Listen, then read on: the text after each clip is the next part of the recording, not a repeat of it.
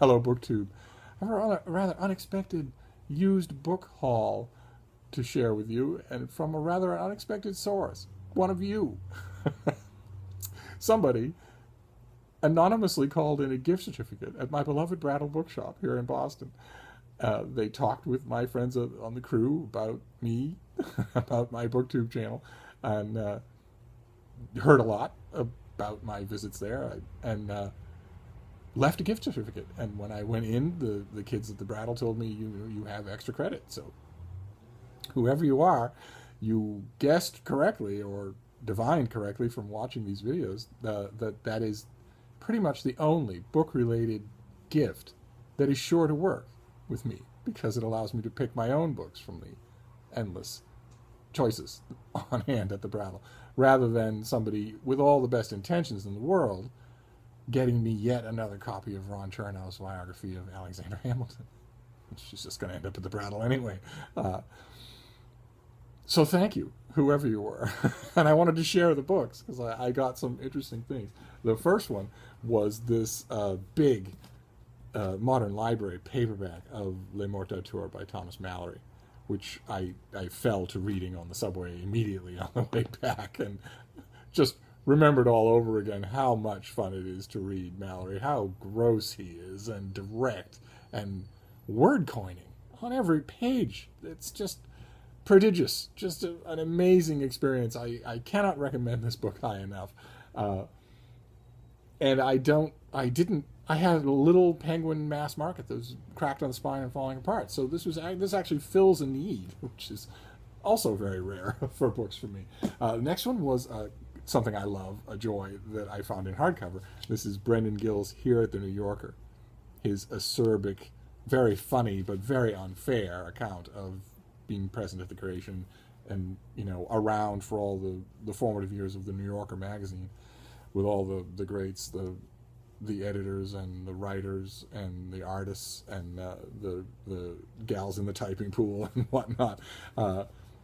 Gil hoarded anecdotes from those years, and he plays them out with just masterful precision. It's such a beguilingly readable book, sold 1 billion copies, that it'll take you a minute to remember, and you should remember that this is one waspy guy's account of what happens, not necessarily gospel.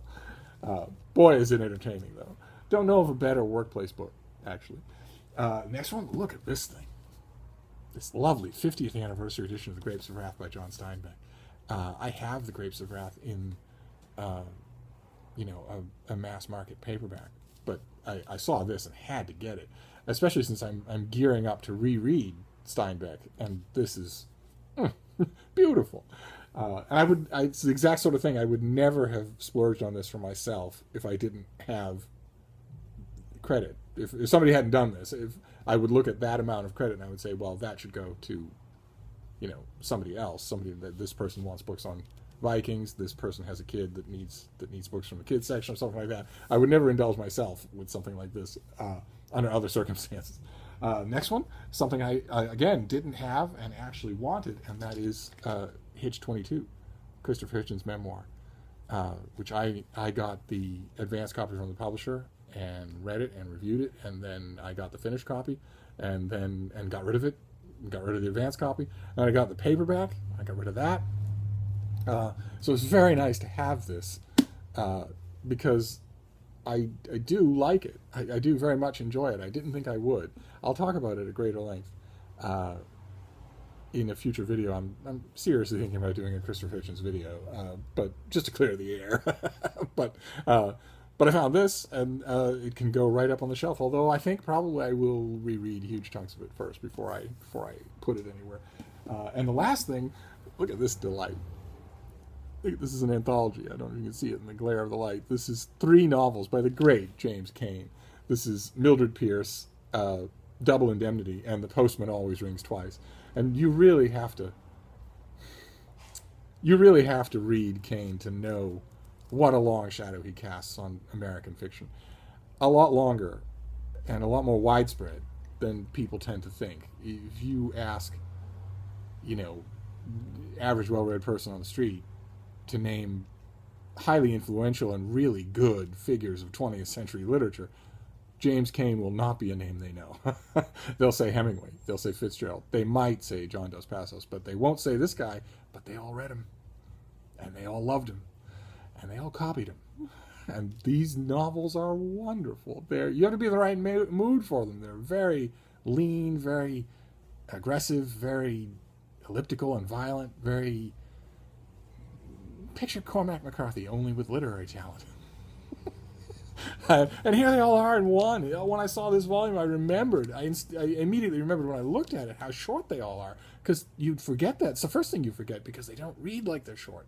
They read like they're epics, and yet he does so much on one page. So I found this, and we'll just gobble it up. And I got it back here, and went through my books, and realized that once again, as with so many of these other things, I didn't have any James Kane in the house. I get a copy of Double Indemnity in the old vintage Black Lizard paperback. Out it goes immediately to someone who might like it. I'd never kept it, so there you go. So I wanted to show you, whoever you are, but all the rest of you too, because these are just genuinely interesting books. That is my Brattle gift certificate haul. And thank you again, whoever you are. It was an utterly delightful treat, like Christmas in July. That's it. I'll see you next time, BookTube. Thank you.